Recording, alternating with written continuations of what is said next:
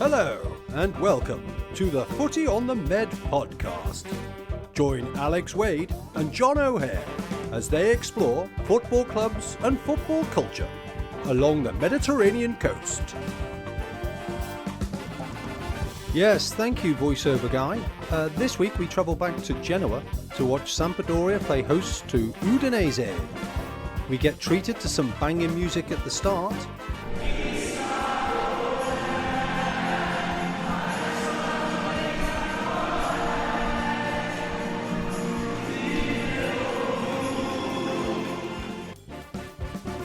A contender for goal of the season. That is an incredible goal! What an extraordinary strike! And Alex calms down just enough to give us a roundup of the game. So this for Footy on the Med has been a real treat, actually. So join us to see if Alex can keep up that enthusiasm all the way through as Sampdoria host Udinese on this week's episode of Footy on the Med.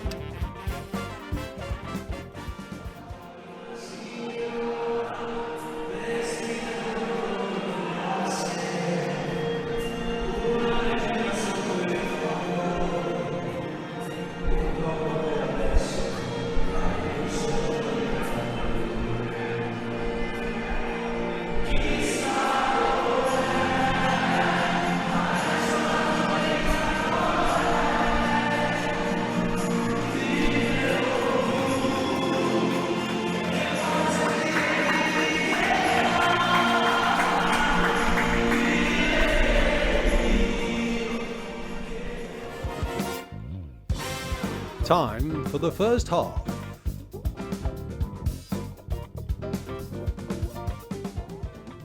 Here we are at Stadio Luigi Ferraris in Genoa. It's Sampdoria against Udinese. Match day 7 in Serie A lower to mid-table clash between these two clubs. Udinese wearing black and white stripes, kicking from right to left as we watch the action. Sampdoria in their famous blue shirts. I say famous, of course, because Sampdoria is a well-known Italian club to English football fans, having had a number of English and indeed one very famous Scottish player playing for them over the years.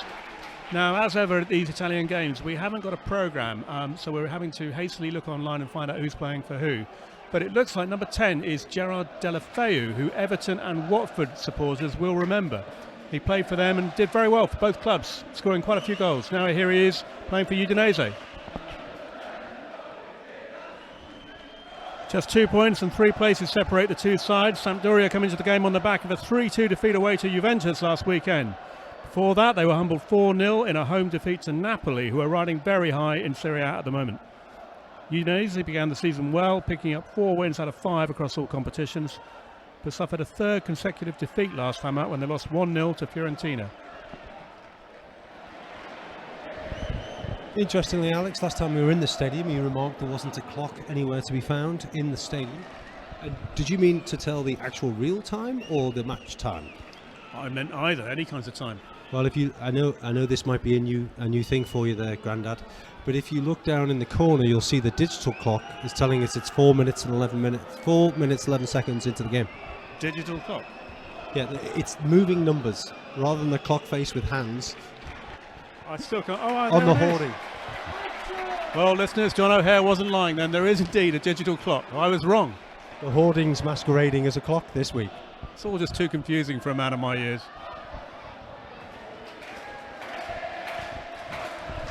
Just before this free kick comes in, I would like to mention that one of the advertisers here is Grana Padano, the cheese. It's making me very hungry. One of the other ads over there said something about dress like a champion, didn't it, John? Which I've always thought you do anyway.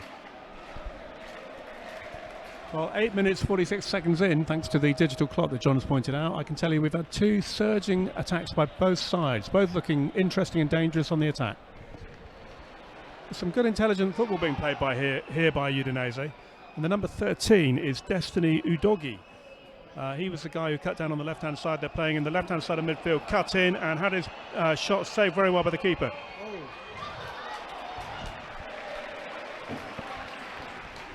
John, I'm a little bit worried about where Alex the Navigator has got to. There must have been an issue with getting into the ground. You know how dodgy those 3 characters look. Yeah. Alex is our friend. We met him on the train at San Remo for Genoa Fiorentina a couple of weeks back. He joined us at San Remo again today, and this time he had two friends of his with him, two young South African lads, and the three of them appear to have been detained by the police. Or at the bar. Probably that. I was interested in your diplomatic initiative, John. When we got in a cab with Alex and his two South African friends at Geneva train station to come here to the Stadio Luigi Ferraris, and you didn't lose too much time in singing, what's it called again? I've never met a nice South African, and No, that's not bloody surprising, none. No, it was a very bold manoeuvre, that was, I thought.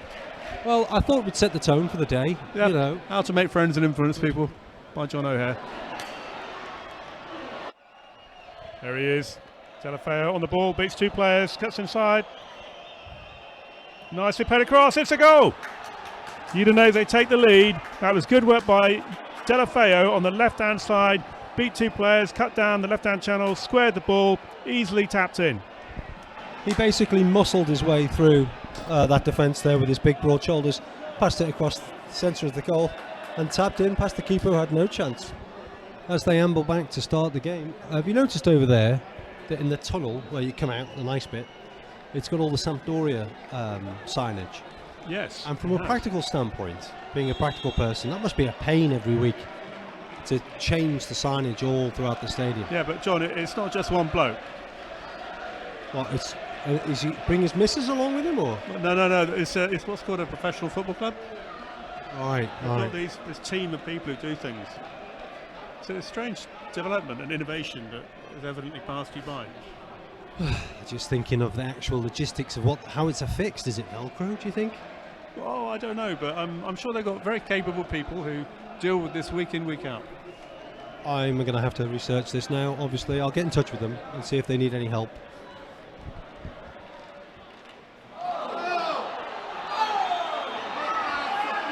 Is that, John, your eyesight's better than me because you're a lot younger than me. Yes. That Sampdoria player there, is he wearing an 87 or is it a 37? The one that's just been on the floor. No, he's sort of doing his He's doing his orange boots up. Yeah, We're going to yeah. get to that in a minute. Yeah. I was wondering when you'd tell us. Well, it's 11 orange boots to non-orange boots. Okay. But the referee's wearing black, so it's not 50-50. I'm giving a nod to the non-orange boots, hard to say. Non-orange boots win out this week. Would you say that orange has been the most popular colour so far on our travels? Orange with flashes of red, definitely. Yeah, true. I agree. It is 87. He's about to take the free kick. Does that mean Sampdoria have got a squad of 87 players? Might have been just give him any shirt. I remember when Harry Kewell signed for Liverpool, he was wearing 50 for a long time. Okay. Because the shirt that he always wore was either currently being worn by someone more famous or had someone who just departed the club and they didn't want to give it to him, so he took number 50. I mean, that's a pretty big number, but 87, I don't think I can think of a player ever wearing in an 11-a-side football team a shirt as with a number as big as that. Number 87 is listed as Mr. Candreva, who is an Italian player, and he transferred in for €2.5 million. Okay. He's a right midfielder, and look where he is. He's standing in right midfield, so he knows where to stand in his 87 shirt. Yeah, it's a good job he does. And he is, so you'll be excited to learn, the highest numbered member of the squad. What's the number that's closest to him, do you think? Well, that's a very interesting question. I don't know. I'd say they clearly like high numbers here. 71? 70. You were close. Really? Wow. Yes, that goes to Mr. Trimboli. Perhaps they need to Trimboli down the numbers. Played across goal. Must be. It is. It's a goal. Really well worked goal there by Sampdoria. Excellent football. Nice one-touch stuff down the right-hand channel, then squared across and hammered into the top right-hand corner of the net. And of course it has to be our man, number 87. It was number 87, excellent. He'll be a happy number 87 tonight. Well done, Mr. Candreva. I'll try this one last time. Candreva, the number 87, the proud wearer of the number 87, Sampdoria's highest shirt number. No, he's a former Italian international. Sampdoria seems to be slowing the game down at the moment. Yeah, they're just knocking it about the back at the moment, having got the equaliser. They want to take the sting out of Udinese's relentless counter-attacking. That gives me just a moment to update you on the keeper's outfits. The Udinese keeper is in orange boots, socks, orange top and orange gloves. And not to be outdone, the Sampdoria keeper is red boots, red socks, red shirt, red socks, red gloves. He looks like Christmas. You're right, though. The orange boot is the favoured colour for the footwear. Yep. Number 2 for Sampdoria in the middle of the park. Norwegian fella by the name of Thorsby. He's getting in about it as well, isn't he? Active. I did, and I noticed him on the team sheet earlier with that name, and I thought he might have been an English player, but no. Where's he from, did you say? Norway. Norwegian player. Actually, to be fair to him, he looks distinctively Norwegian now. I've pointed it out, don't you think? I'm going to find him. Where is he roaming around right now? By the referee. Oh, yeah. You're right. He looks a bit Viking-esque. Some more hoarding advertising references for you. MAK, wheels and rims, if you're in the market. And also Autogel, for if your gums are hurting you from your dentures, Alex, that would be Autogel. How many people are in the Sampdoria end, do you think? Good 2,000. Nice and vocal, pretty active. Do like the colour blue. I do too. I usually find that blue in a hooped form with a white hoop underneath it and then repeated is a very good kit for a football club. I like that famous team. Hooped, you say, but blue. I was thinking of St Mirren there for a minute. Keep going. Yeah, Celtic? No, they're green as well. They're green. No, maybe St Mirren are blue. Blue hoops. Blue hoops. Teletubbies. When they're using their hula hoops. You can do this as much as you want, mate. As long as you don't say Reading, who nicked our hoops. Can we have our hoops back, please? I don't actually know that Reading did nick our hoops for a fact, but I just assume they must have done. Queen's Park Rangers. For those who don't yet know, Alex is obsessed with the Queen, the Park, and the Rangers. Oh, shooting opportunity, good shot, lovely save. Tipped over the bar, hit with power from outside the box. Good save by the Udinese goalkeeper. That shot was fired in from Mr. Silva, who has 2 flags next to his name. So, Portuguese player, I believe. Oh my goodness! Look at you, a Portuguese player. Is he? Yes. 3 million. It's either 3 million or €3 he came for. I'm assuming €3 million. So nonchalant clearance by the keeper then for Udinese, wasn't it? Well, the sun had just started to shine. He probably thought, what a nice laid-back atmosphere it is here. I'll just stroke it out with my right foot, curl it over the oncoming striker into space on the left-hand flank. We should have one feature each week that I'm going to introduce right now, is whose kit do they look like for the listeners back home. So let's go with Udinese first. That's probably the easier one. I'm going to say West Brom rather than Newcastle. What would you say to that? Would you? Interesting, because I would have said Newcastle rather than West Brom. So there you go. Isn't that interesting? But we can confirm, therefore, that Udinese look like something a cross between West Brom and Newcastle. Now, this next one's going to be difficult for me with Udinese. Yeah, well, there's only one team that they remind me of. With Sampdoria, sorry. With Sampdoria, yeah. And that's the famous team from Merseyside, isn't it? No, Liverpool the ones that won the title and the FA Cup back in the 80s. 87, 80. There's got to be a better shout for the Sampdoria kit than Everton. I think maybe Reading playing a similar kit? Well, Reading are well-known voleurs, as they say across the border in France. They having stolen QPR's kit many years ago.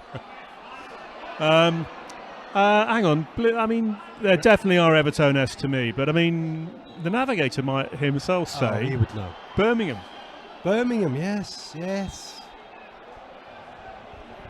So a quick lull in the game, John. Our pre-match hospitality, what do you think of it? It was a bit basic this week, wasn't it? We tried to find a nice restaurant to sit down in. Did you notice the way I said restaurant there?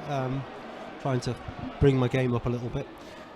But we didn't. So we had a slice of. Well, we didn't have a slice of pizza. The Navigator did. But we had ham sandwiches. We did, yeah. And so again, for anybody listening and wanting to come from France to a fixture in Genoa, we got the train over in Menton. Stops at Ventimiglia. We stopped there, had a quick coffee, got on the train again, and it came into Genoa. But it was delayed. Because it was delayed, we had to get a taxi from the station up to the ground, leaving us a bit short on time. So we managed to get a couple of beers in and a ham and cheese sandwich.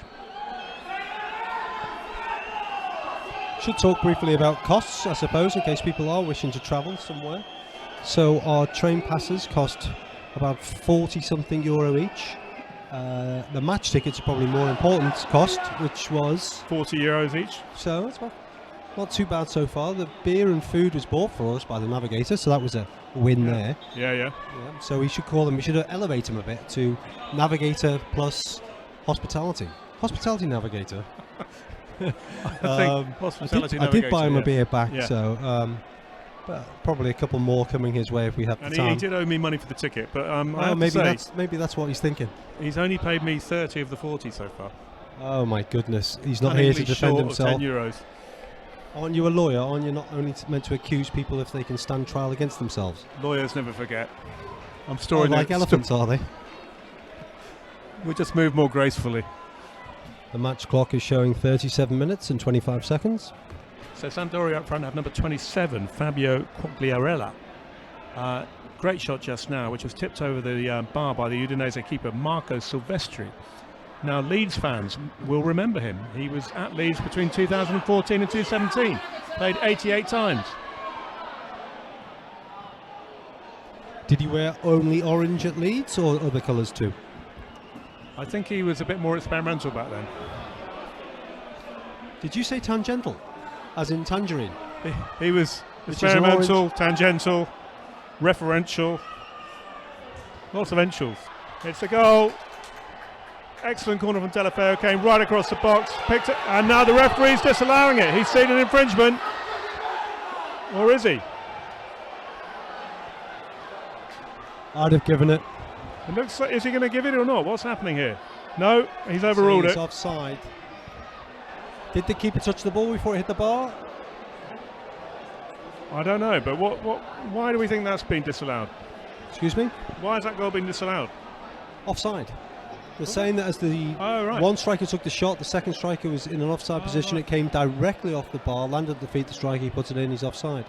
I was talking to my new friend to my left, so I didn't quite see. I was just about to get his opinion, which is going to be challenging because he doesn't speak a word of English and I don't speak any Italian. Ciao. You learned ciao last week. Yeah. Hang on, mate. I knew that already. And proprio diritto l'angolo. There's no way anybody will. So shall I say? Non si può sbagliare. Hang on. Multi bruto. That's mine. So what's your multi bruto? You're round the corner one. A proprio diritto l'angolo. A proprio diritto angolo. So it's a goal. It's a goal. Oh, I told you I'd have given it. They've got the equivalent of VAR over here. We didn't know that was going on, but clearly they have.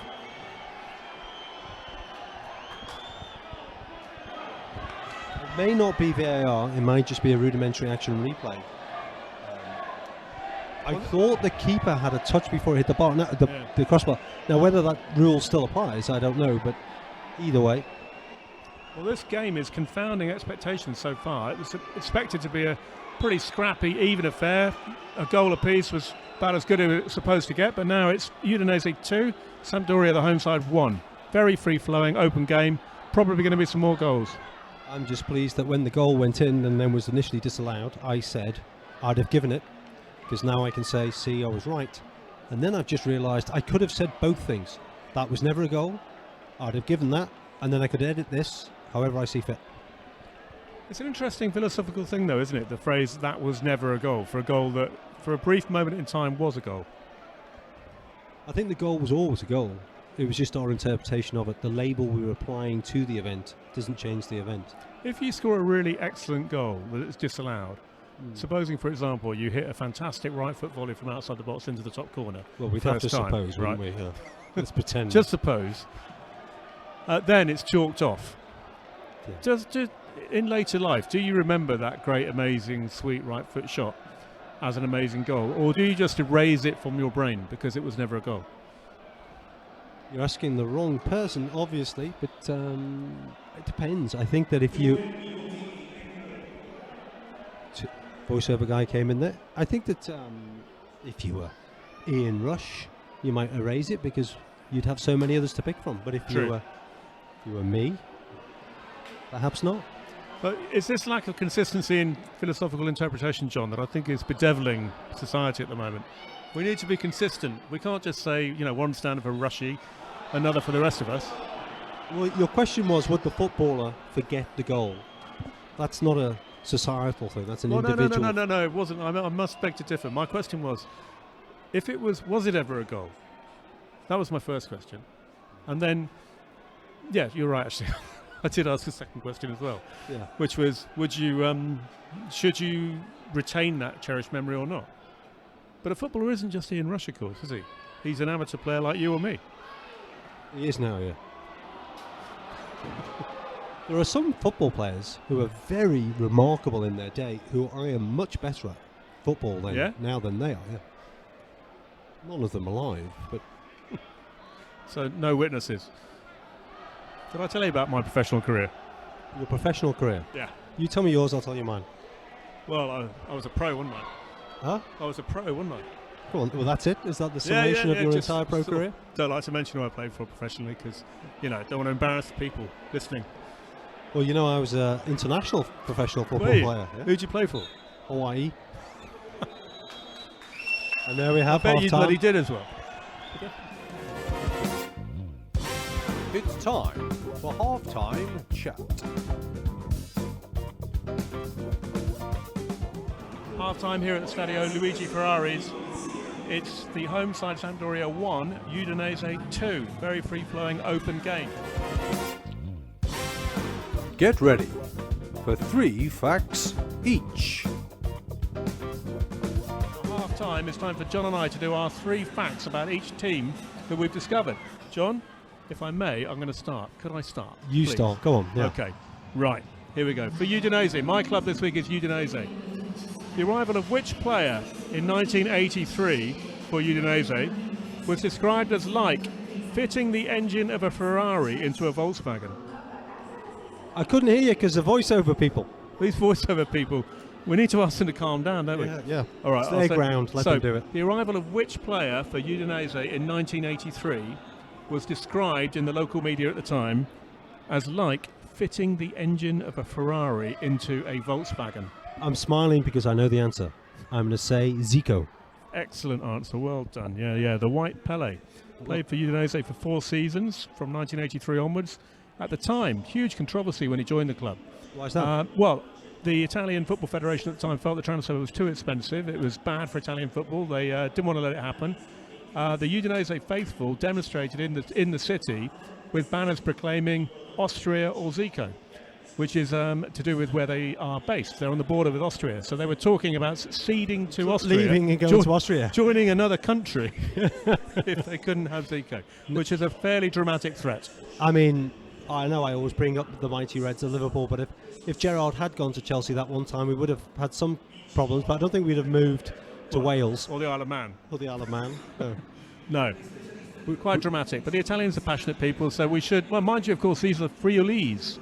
Udinese is in Friuli, in northeast Italy, which has its own dialect and almost an autonomous little place, I think. So perhaps we shouldn't be surprised, Zico or Austria.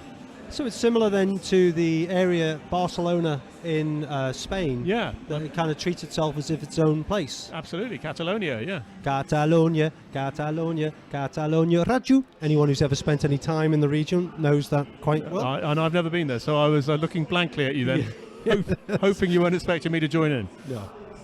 Let's have a fact from you. Okay, my fact is this. Have you noticed the crest on the Sampdoria shirt?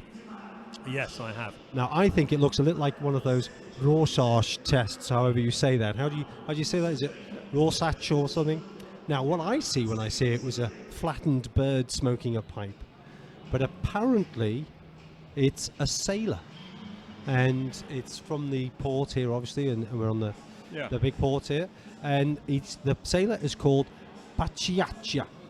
Now, I'm going to have to pronounce that again because you know how my things aren't too good, but it's Bacciaccia. So that's just a sad fact, really, that I can't quite pronounce the sailor icon on the shirt. Well, no, it's an interesting one, but it also reminds us of when we were here watching Genoa against Fiorentina.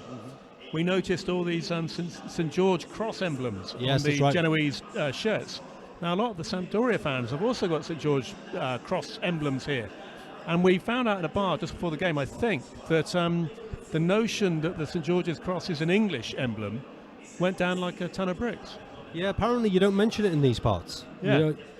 It's almost as if we may have stolen something from someone else as English people years ago. It's unthinkable to me. Well, English people stealing things from people abroad. Yeah, I know. I don't understand how anybody could ever get that impression. Shall I give you another fact? Go on then. Okay. Well, it's a question, but you need to know the answer. Okay. Well, you might know it, actually. So which well-travelled English manager had a stint in charge of Udinese? Well, of course I know the answers to that. Oh, go on then. Well, if we're talking about the same person, it's got to be Uncle Roy. Roy Hodgson? It is Uncle Roy. Yes, it is indeed. Roy Hodgson, the former England manager, most recently of the parish of Crystal Palace. Yes, he was manager of Udinese for a mere 6 months. Well, I've got something I can jump in with here, because I have a teaser for you that I remembered from when Uncle Roy was Liverpool's manager for a team. Because apparently, as you probably well know, he's managed so many different clubs around Europe, speaks 5 languages, that kind of thing. Can you name me? This isn't one of my... Oh, maybe I should make this one of my facts. Okay. Sounds like it could be a contender.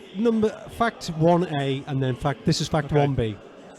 Name me 3 teams beginning with U that Roy Hodgson's managed. Now, before you start thinking too hard, it's kind of a jokey question. All right.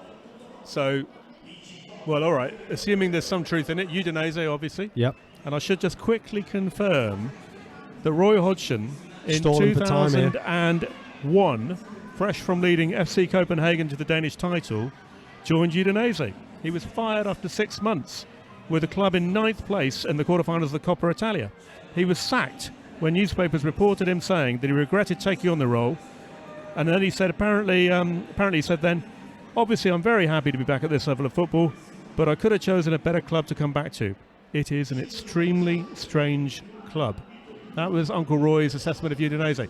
Anyway, so the other clubs he's played for. So we've got Udinese. We also know, of course, the United Arab Emirates. Right. And now another country or club beginning with U. Now, while you're thinking about that, I'll go back to some of your comments there. You said that he was sacked after 6 months.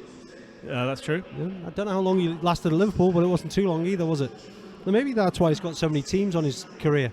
Because did he last anywhere for any length of time? So he was unclassified. Yeah. No.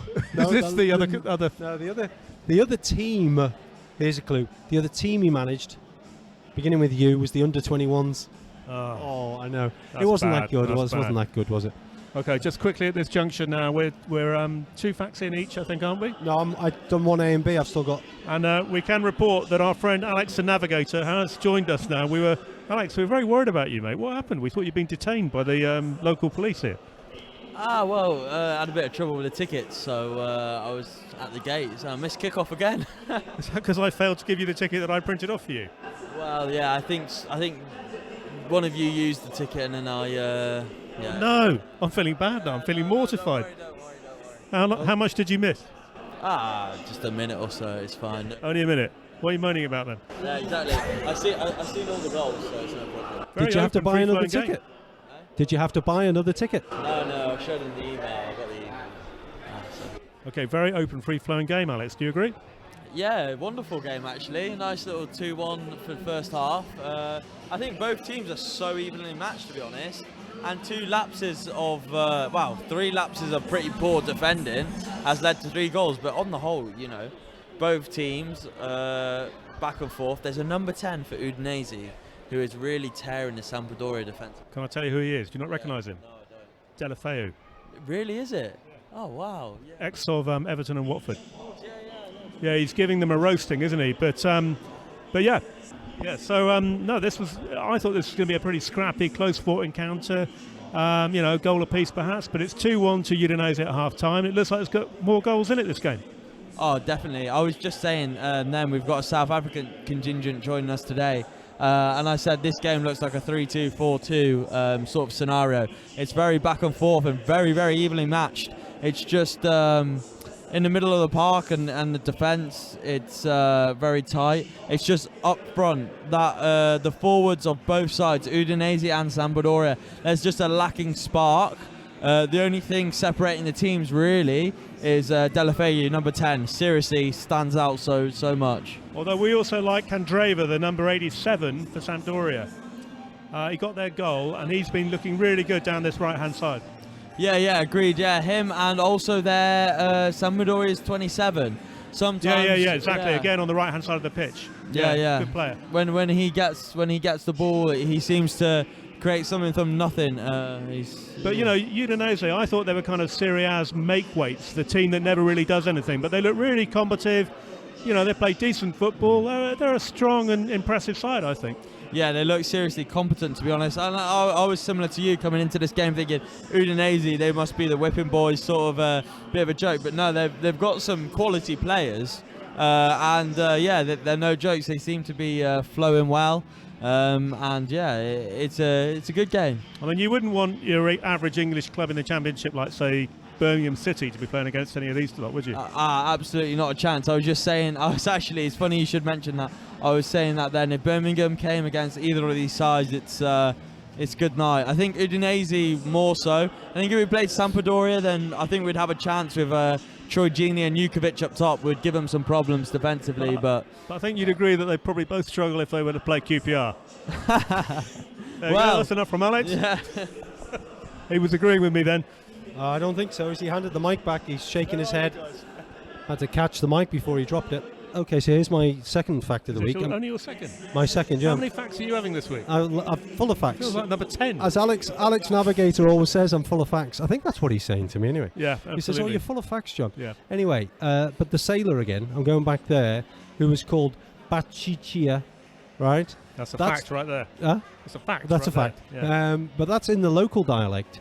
It's Giovanni Battista, right? Which is John the Baptist, of course. Yes. So that's and who's the patron saint of Genoa, and that's my second fact. There's a thread between my facts. The patron saint of the city of beautiful confusion, which we both know Charles Dickens was how he described Genoa. Is John the Baptist. We're going to wrap all this up in a Christmas panto. All right, excellent. Okay. Yeah. So that's your 10th fact. 10th fact, yeah. Can I stick with a prosaic number 3? Go on, the number 3. Given that we're supposed to do 3 facts each. 3 facts. Okay, so my boring old third in numerical order fact is...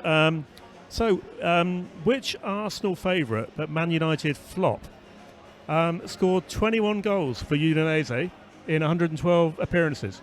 Man United player? Well, ex-Man United, ex-Arsenal, international player. Still playing or retired? He was... Arsenal fans loved him, Man United fans weren't so keen. Arsenal fans loved him. Well, that must have been back in some better days because they don't seem to be liking anyone not at the that long moment. ago. I mean, Alex here, he's not too young. He'll remember him. Do you know Alex? No idea. Alexis Sanchez. Yes, Sanchez, yeah. 112 games for Udinese. Okay. As soon as you said the oh God. Should have guessed it really with the Alexis. Yeah. You, Alex, and now Alexis. I'm surrounded by you guys. Yeah, you had a clue there. Yeah. All right, my third and final fact, which is equally as boring as the first two, but it sticks with a theme, is that, when Sampdoria play Genoa, it's the derby. Yeah. Called the Derby of the Derby della Lanterna.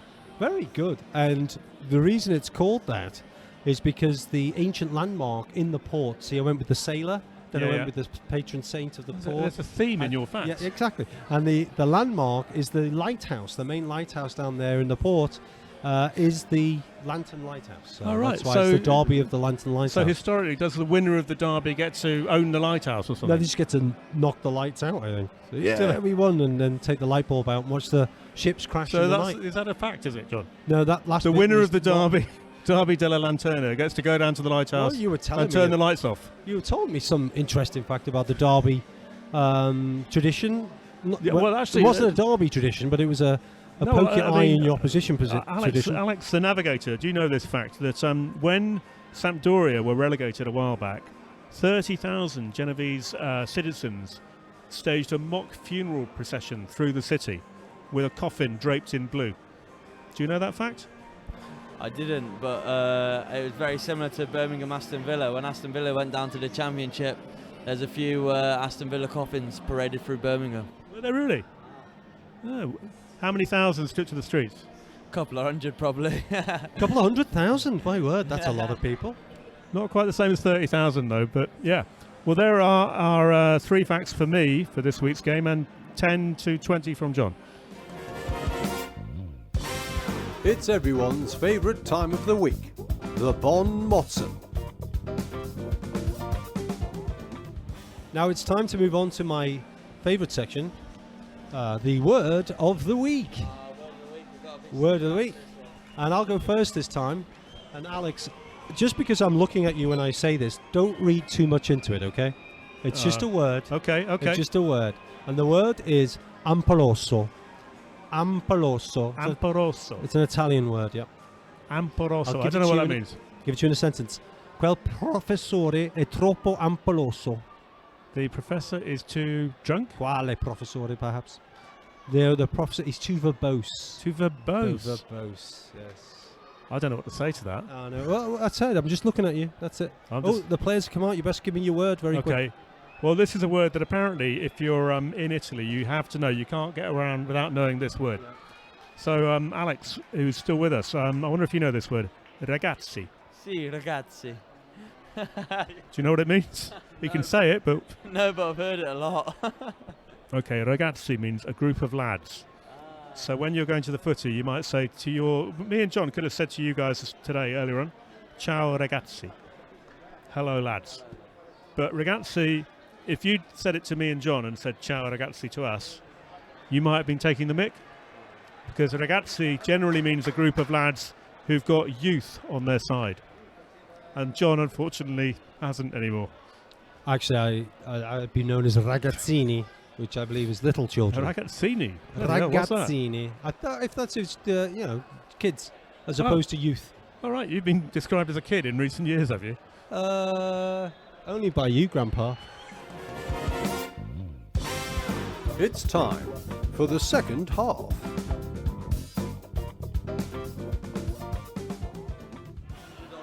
Look at this, he's in, he must score! No! It's a penalty. Penalty to Sampdoria within the first minute of the second half. Didn't look to have too much intent in it, but I think it was the goalkeeper who took him down. Mistake by the Udinese midfield, who played it rather too ambitiously. One-touch football in the middle of the park, just in front of the D of the penalty box, always dangerous. Quagliarella steps up to it now, hits it with the right foot, it's in the goal. Well taken penalty by Quagliarella. Silvestri had no chance. The ex-Leeds keeper, flat on his back, could only gaze as that one went into the back of the net.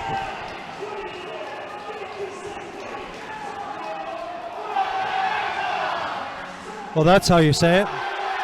Yeah, the Sampdoria fans luckily giving us a bit of an elocution lesson now. So another lull in the game as Udinese prepared to take a throw in deep inside their own half on the left-hand side. It's an opportunity to mention the number of English players who played for Sampdoria. They've got quite an incredible tradition, if it is a tradition. David Platt was one of them. Des Walker was another. Lee Sharp was another player who played for Sampdoria. Danny Dichio, QPR fans will remember him, the legendary QPR striker. And of course, John, I think there was a fairly famous former Liverpool player who played here. Graeme Souness played here very successfully, I might add. And he's well regarded by the Sampdoria fans as being one of the best signings they made from across the British Isles.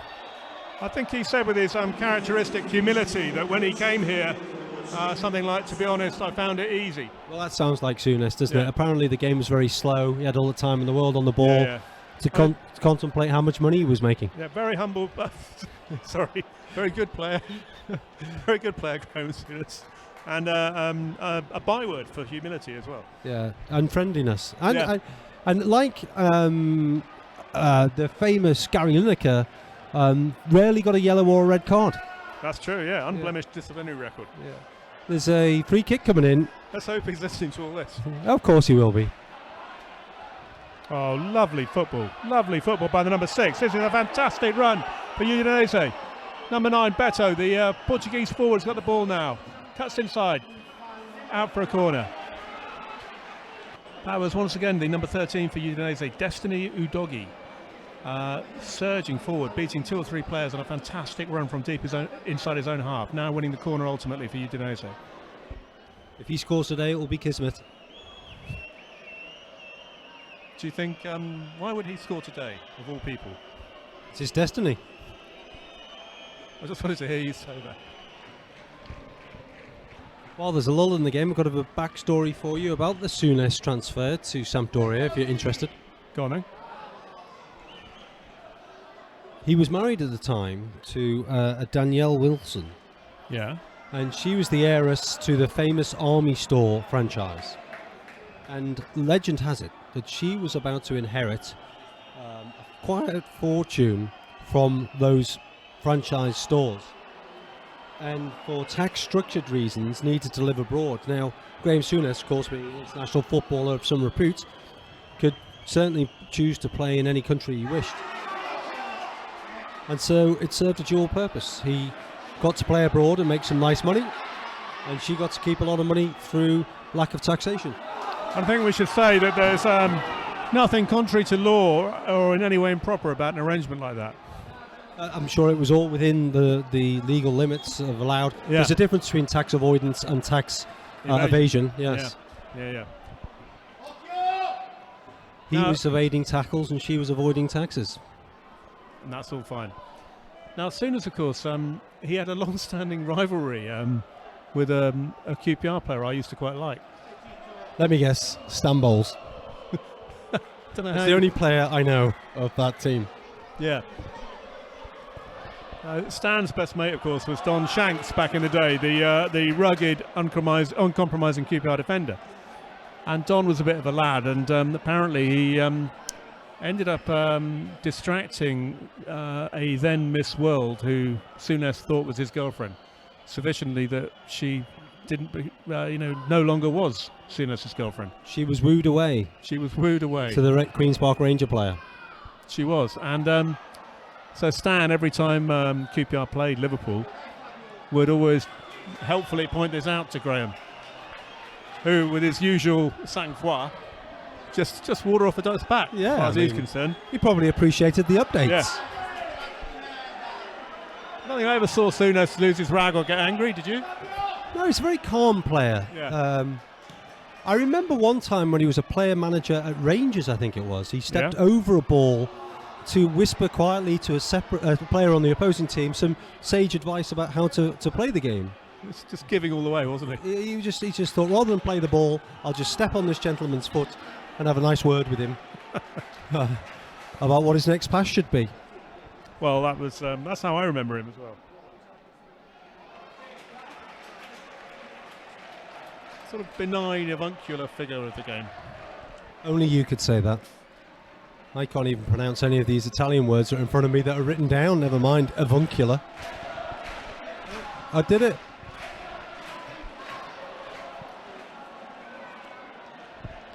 Sampdoria, of course, are Serie A's relative newcomers, formed in 1946 by the merger of 2 existing clubs, Samp and Andrea Dora.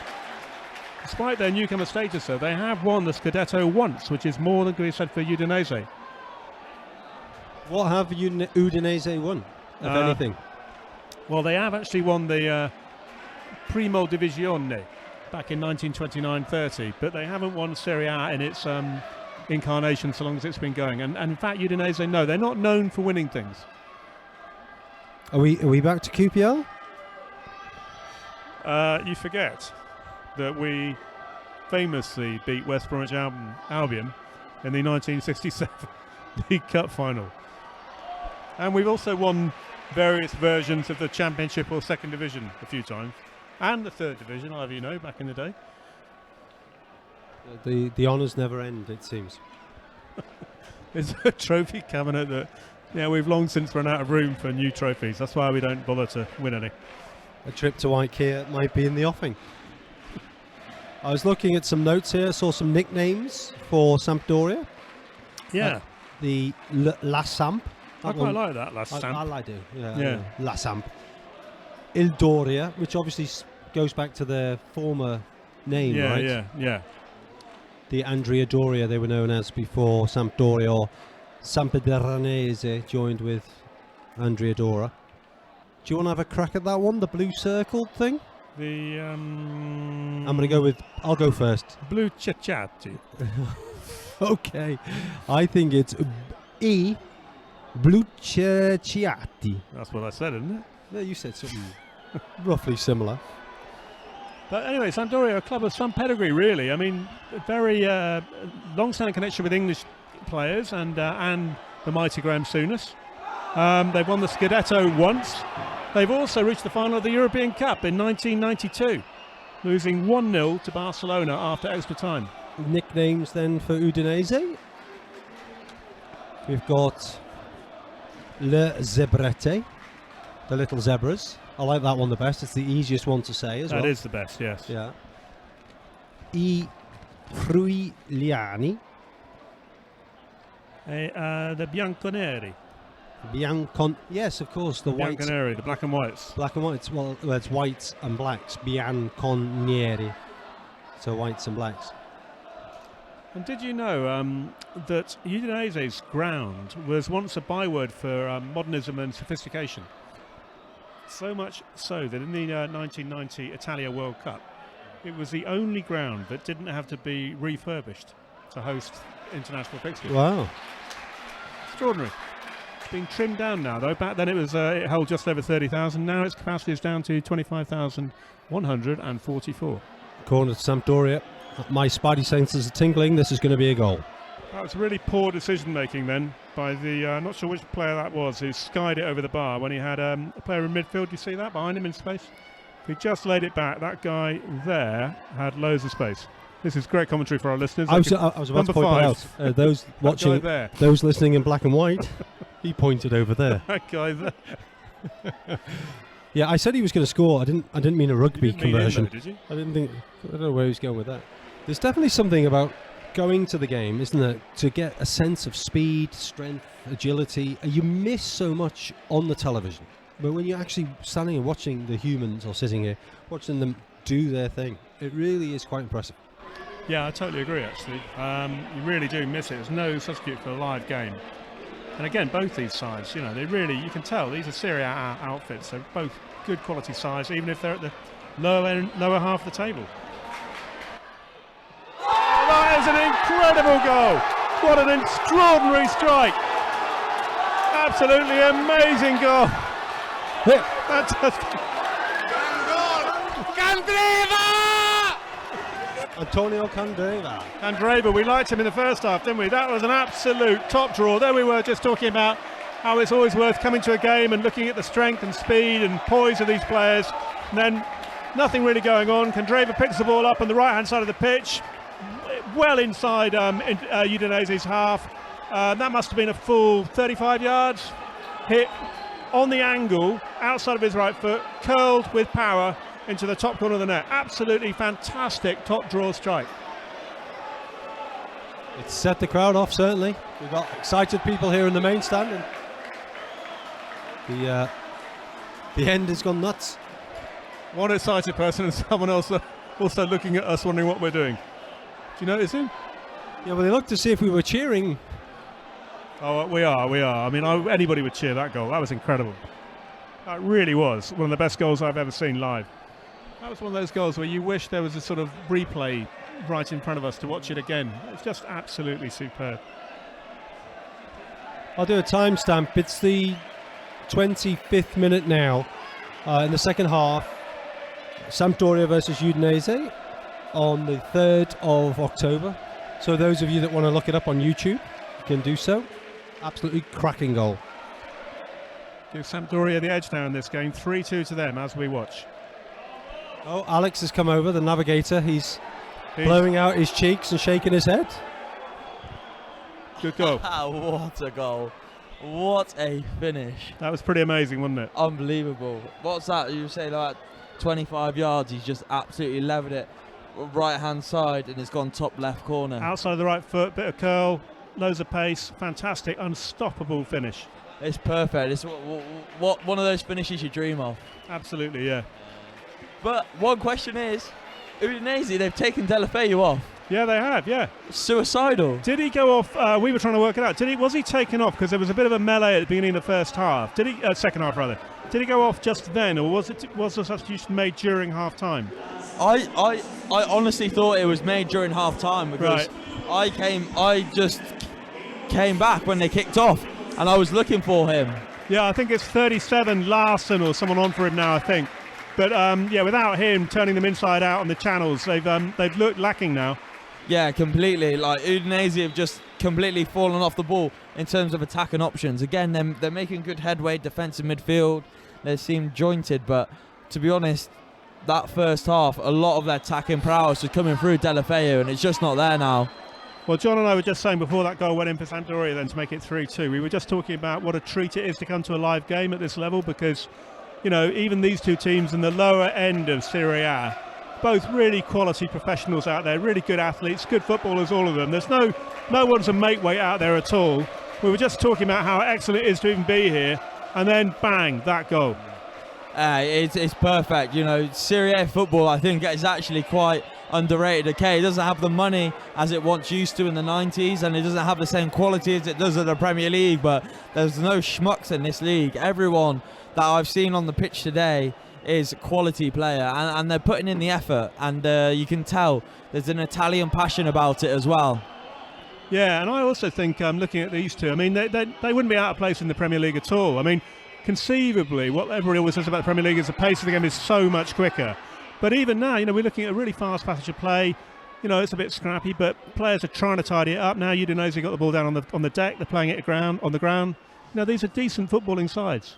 Yeah, they are. They're very well. They're very well rehearsed and they're fluid.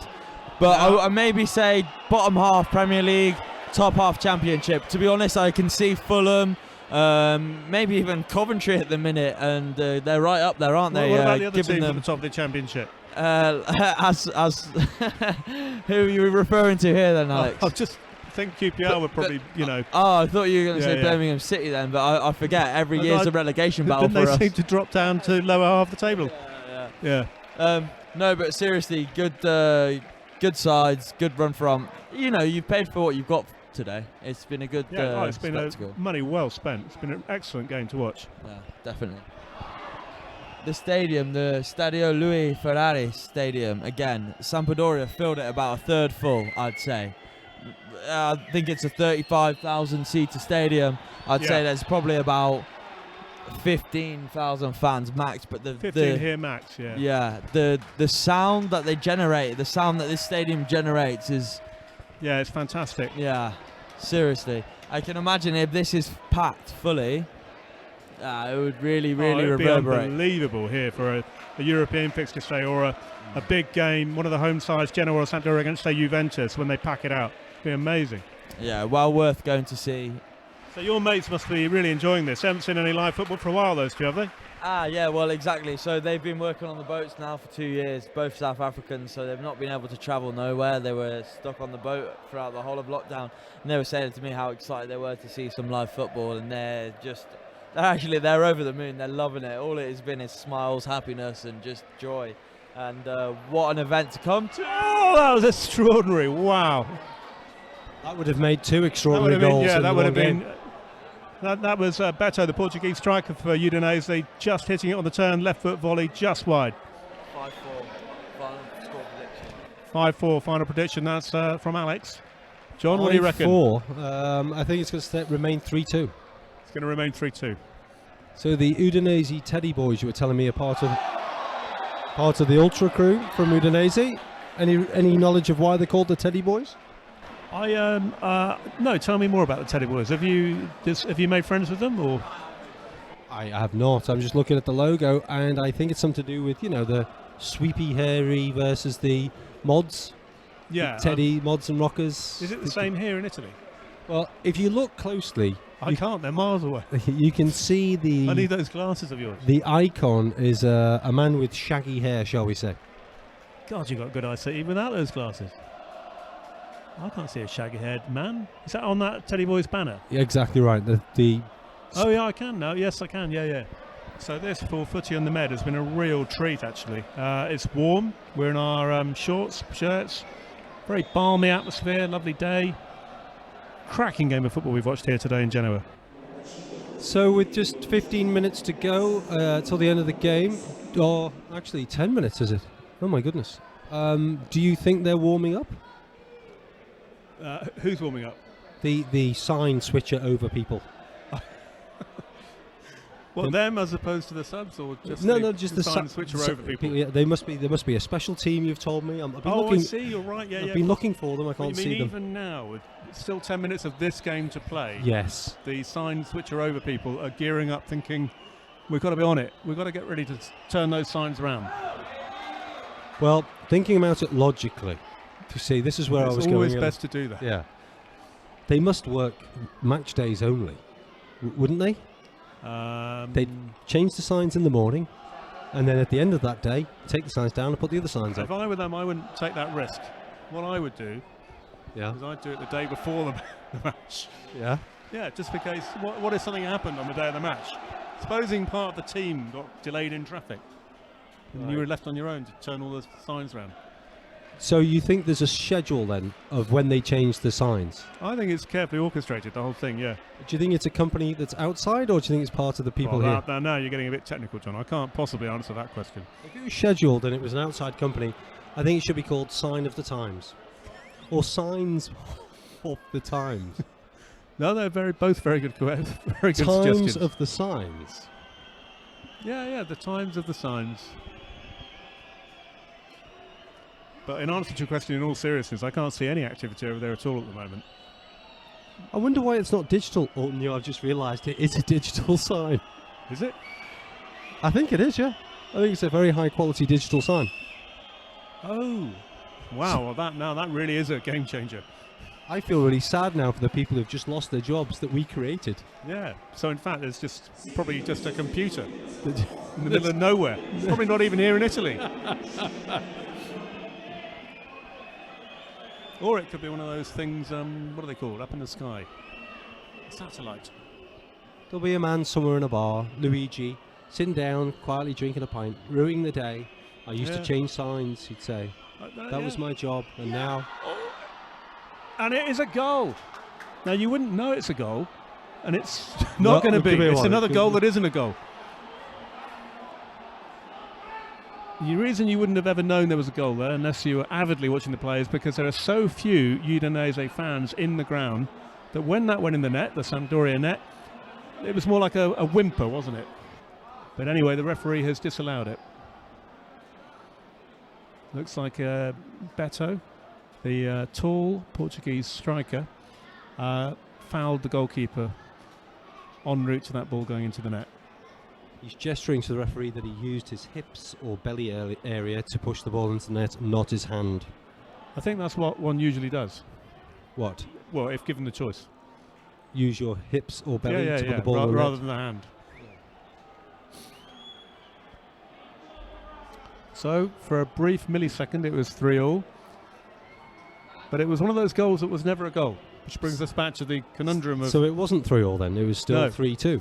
Well, it was never a goal. That's what I'm saying.